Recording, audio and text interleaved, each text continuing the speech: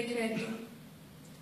Rada Východoslovenského krajského národného výboru v Košiciach priznáva dňom 9. mája 1965 obci Lipany charakter mesto a súčasne určuje, že v meste bude pôsobiť Mestský národný výbor.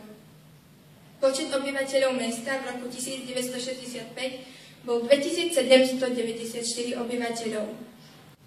Milí hostia a spoluobčania, dovoľte mi, aby som vás privítal na dnešnom slávnostnom zastupiteľstve v Galérii mesta Lipany pri príležitosti 50. výročia udelenia štatútu mesta Lipany.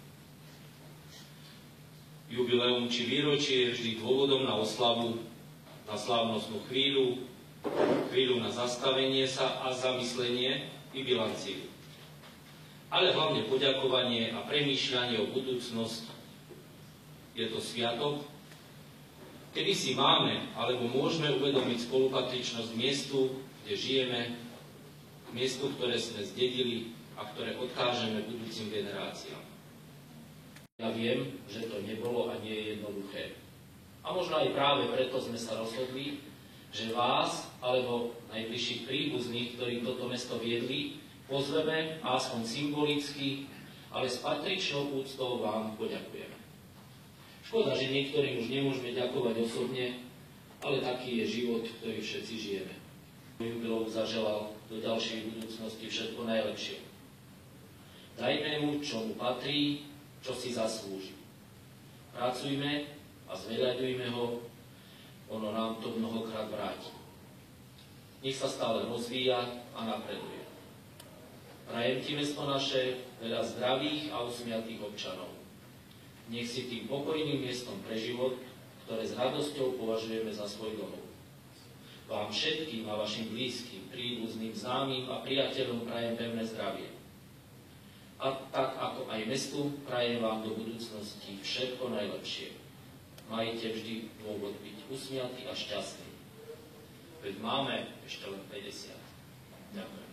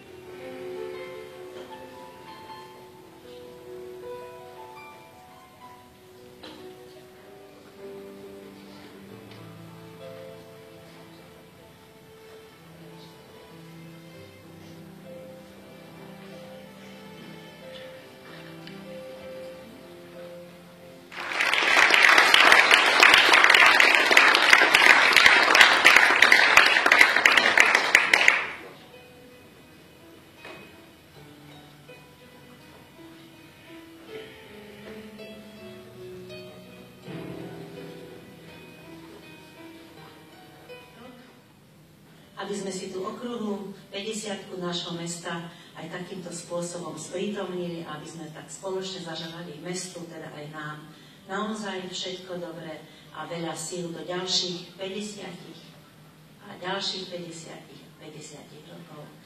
Ďakujem vám všetkým a potom, ak budete mať chuť a náladu, pozývame vás na námestie, kde budú teda prebiehať ďalšie sprievodné akcie.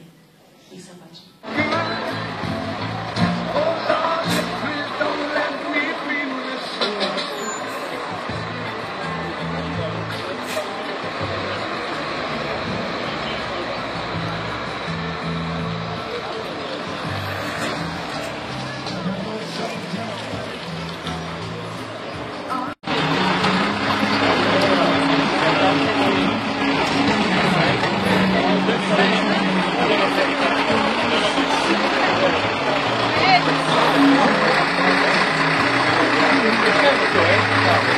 Dvoch televízií. Televízie Šláger, kde sledujete náš program Šláger Paráda a Jadran Show, a druhej televízie 8, kde sa stretávame každú nedeľu.